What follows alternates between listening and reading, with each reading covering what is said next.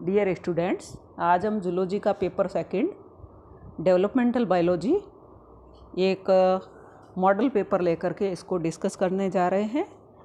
इसमें part A, B और सी 3 part में यह पेपर डिवाइडेड है, जिसमें से पार्ट ए में सबसे पहला क्वेश्चन है अनिषेक जनन की परिभाषा दीजिए या डिफाइन पार्थिनोजेनेसिस। अनिषेक जनन जिसमें कि बिना निषेचन के नए जीव के निर्माण की प्रक्रिया को अनिषेक जनन कहते हैं। आप जानते हैं कि यह 2 प्रकार का होता है, नेचुरल एंड आर्टिफिशियल। जब यह नेचुरल होता है तो यह 2 प्रकार का होता है, कंप्लीट एंड इनकम्प्लीट।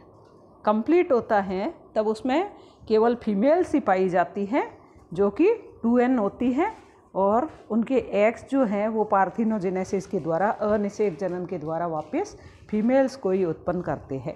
जब यह इनकम्प्लीट होता है तो यह 2 रूपों में पाया जाता है, साइक्लिक एंड नॉन साइक्लिक, चक्रीय और अचक्रीय रूप में।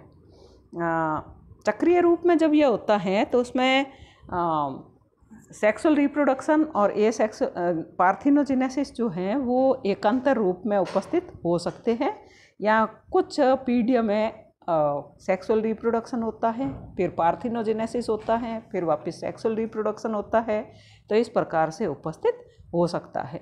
इसी प्रकार से जब यह नॉन साइक्लिक फॉर्म में होता है तो इसमें न्यूक्लियस में 2n स्टेज जो है वो 2 प्रकारों से प्राप्त की जाती है। एक जिसमें कि बाई रिकंस्टिट्यूशन, जिसमें कि कोशिका विभाजन, फर्स्ट जो मियोटिक डिवीजन होता है उसके फलस्वरूप बनने वाली 2 कोशिकाएं, जिसमें साइटोजेनेसिस या साइटोकाइनेसिस की क्रिया नहीं होती है, जिसके फलस्वरूप जो डुप्लीकेट या द्विगुणित गुणसूत्र हैं वो एक ही कोशिका में रह जाते हैं, या फिर फर्स्ट पोलर बॉडी जो है वो ओवम से अलग नहीं होती है या फर्स्ट प्राइमरी oocyte से अलग नहीं होती है और उसके साथ में ही उसके गुणसूत्र जुड़ जाते हैं। तो इस प्रकार से 2n कंडीशन वापस प्राप्त कर ली जाती है। सेकंड क्वेश्चन है होमोलेसिथल और टिलोलेसिथल एग्स में क्या डिफरेंस होता है। तो होमोलेसिथल या जिसको आइसोलेसिथल भी कहते हैं, जिसमें कि पीतक की मात्रा जो है वो कम होती है और समान रूप से वितरित होती है, और टिलोलेसिथल एग्स जिनको मीजोलेसिथल या मैक्रोलेसिथल एग्स भी कहते हैं, यानी अति पीत की अंडे या मध्यम पीत की अंडे होते हैं, और जिनमें कि पीतक एक ध्रुव की तरफ उपस्थित होता है, और जिस ध्रुव की तरफ पीतक उपस्थित होता है उसको वेजिटल पोल कहते हैं या अल्पक्रिय ध्रुव कहते हैं। थर्ड क्वेश्चन है what are fate maps.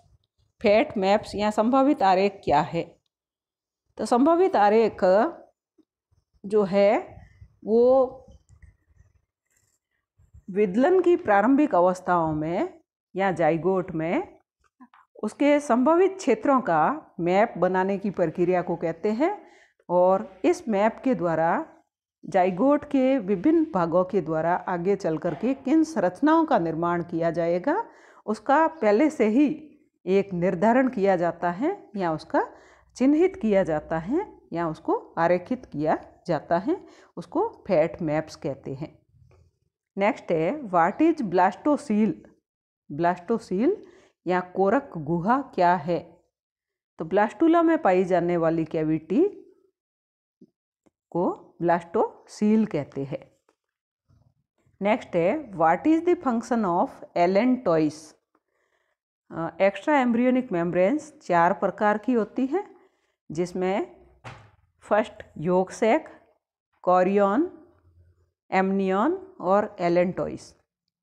Allantois जो एक्स्ट्रा एम्ब्रियोनिक मेम्ब्रेन है यह भ्रूण के पश्च भाग से विकसित होती है। शुरुआत में यह श्वसन अंग का काम करती है और बाद में यह उत्सर्जन अंग का कार्य करती है। नेक्स्ट है व्हाट इज प्रिमिटिव स्ट्रिक। आदि रेखा क्या है।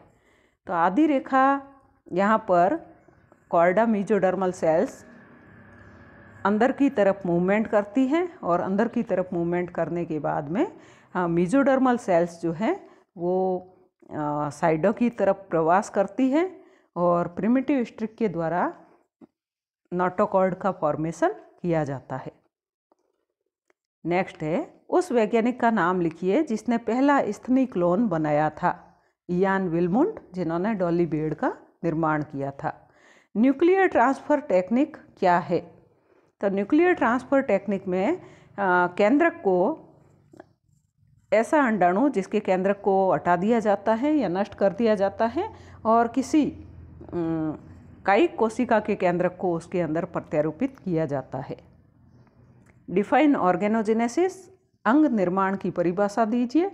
तो शरीर में जाइगोट के द्वारा, जाइगोट में होने वाले परिवर्धनों के द्वारा अंगों के निर्माण की प्रक्रिया को अंग जनन या ऑर्गेनोजेनेसिस कहते हैं। 3 जनन स्तरों के नाम लिखिए, तो एक्टोडर्म, मेसोडर्म एंड एंडोडर्म।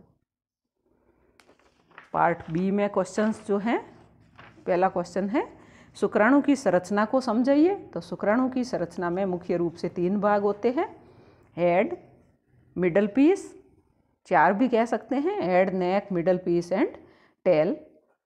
यहाँ 3 भागों में मिडल पीस में नेक भी सम्मिलित की जा सकती है। तो इसके हेड में सबसे आगे की तरफ एक्रोसोम होता है, उसके पीछे की तरफ न्यूक्लियस होता है।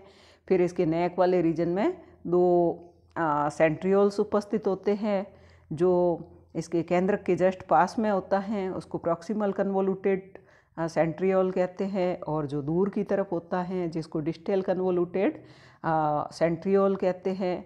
अब डिस्टल सेंट्रियोल से पीछे की तरफ एक्सियल फिलामेंट्स निकलते हैं, जो कि इसके मध्य खंड से होकर के इसके टेल रीजन तक पाए जाते हैं। ये 9+2 पैटर्न में होते हैं और इसके मध्य खंड में इस एक्सियल फिलामेंट्स के बाहर की तरफ माइटोकॉन्ड्रिया जो हैं वो फीते नुमा संरचना में उपस्थित होते हैं, जिसको नेबेन कर्ण कहते हैं। बाहर की तरफ कोशिका द्रव्य एक परत के रूप में उपस्थित होता है, जिसको मेन सेट कहते हैं। और इसके टेल रीजन में एक्सियल फिलामेंट्स उपस्थित होते हैं। तो इस प्रकार से स्पर्म की स्ट्रक्चर में मुख्य रूप से 3 भाग उपस्थित होते हैं। एक्रोसोम प्रक्रिया पर टिप्पणी लिखिए। तो एक्रोसोम प्रक्रिया जो है उसमें किस प्रकार से इसका जो स्पर्म का हेड रीजन जो है वो अंडाणु की एक्स्ट्रा जो बाहर की तरफ एग मेम्ब्रेन्स है उनके संपर्क में आता है, एक्स्ट्रा एग मेम्ब्रेन्स के संपर्क में आता है। और उसमें एक्रोसोमल रिएक्शन किस प्रकार से होती हैं, एक्रोसोमल फिलामेंट किस प्रकार से बनता है, उसमें से जो लाइटिक एंजाइम हैं उनके मुक्त होने से क्या प्रक्रिया होती हैं, तो उसके बारे में डायग्राम बना करके आपको लिखना है। नेक्स्ट है डिस्क्राइब पैटर्न्स ऑफ क्लीवेज। तो क्लीवेज के प्रतिरूपों के बारे में बताइए। क्लीवेज में जो प्रतिरूप, इसमें 4 प्रकार के प्रतिरूप पाए जाते हैं।